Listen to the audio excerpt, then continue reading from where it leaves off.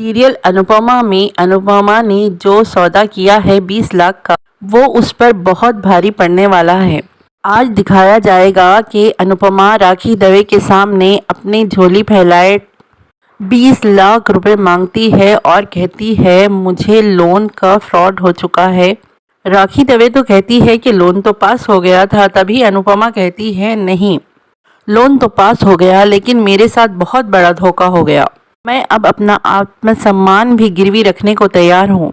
तभी राखी दवे कहती है कि ये सब तुम जैसे मिडिल क्लास लोग करते हैं, मुझे तो अपनी बेटी वापस चाहिए, और कुछ और शर्त रखती है उसके सामने। अनुपमा इस वक्त इतनी परेशान होती है कि राखी दवे की हर बात मान लेती है और कहती है मैं तुम्हारी एक एक पाई चुका दूंगी। इधर दिखाया जाता है कि यहाँ पर किसी को भी नींद नहीं आती रहती है। काव्या, वनराज, समर। वनराज कहता है ये किसी के साथ भी हो सकता था, मम्मी के साथ हुआ और किसी के साथ भी हो सकता था।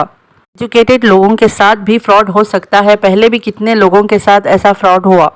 समर को बहुत गुस्सा आता है कि वो अनुपमा की गलती निकाल रहा है। काव्या बहुत परेशान होती रहती है कि अनुपमा को क्या हुआ होगा, लेकिन तभी उसी वक्त समर और गिंजल उसको दरवाजे से ही भगा देते हैं। तब के काव्या अच्छे मन से ही आई थी। और फिर सुबह होती है, अनुपमा आरती से इसकी शुरुआत करती है और सब लोग शॉक होते हैं कि अनुपमा को हुआ क्या है।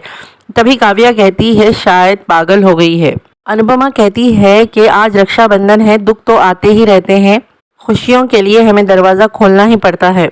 और किचन में चली जाती है तैयारियां करने के लिए। तभी राज समर को भेजता है जाओ जाकर देखो क्या हुआ है। तभी समर जाता है और कहता है माँ मैं आपसे कोई सवाल नहीं करूँगा, क्योंकि आप जो भी करेंगी अच्छा ही करेंगी, मैं आपके साथ हूँ। ये सब सुनकर वनराज शौक हो जाता है, अब तो कुछ गड़बड़ ही है, अब मुझे ही सब कुछ सोचना पड़ेगा। और कुछ देर के बाद रक्षाबंधन की शुरुआत हो जाती है। राखी दवे भी वहीं पहुँच जाती है और सारी फैमिली रक्षाबंधन के लिए तैयार हो जाती है। राखी दवे कहती है कि मैं कभी भी किसी भी वक्त आ सकती हूँ क्योंकि मेरा ही घर है। तभी काव्या और वनराज को शक हो जाता है, किसने पैसे दिए होंगे रातों रात 20 लाख रुपए। काव्या कहती है शायद उसकी फ्रेंड ने दिए होंगे, लेकिन वनराज को शक हो चुका है कि इसको राखी दवे ने ही पैसे दिए हैं। इसके लिए उसने क्या गिरवी रखा है, ये सुनकर वनराज के तो होश उड़ जाने वाले हैं।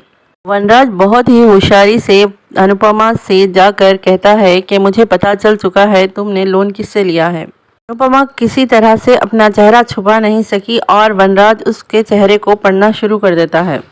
लेकिन हालात के लिहाज से वनराज भी अनुपमा को ही सपोर्ट करने वाला है आगे। और देखना बहुत इंटरेस्टिंग है आगे कि क्या करेगी राखी दवे।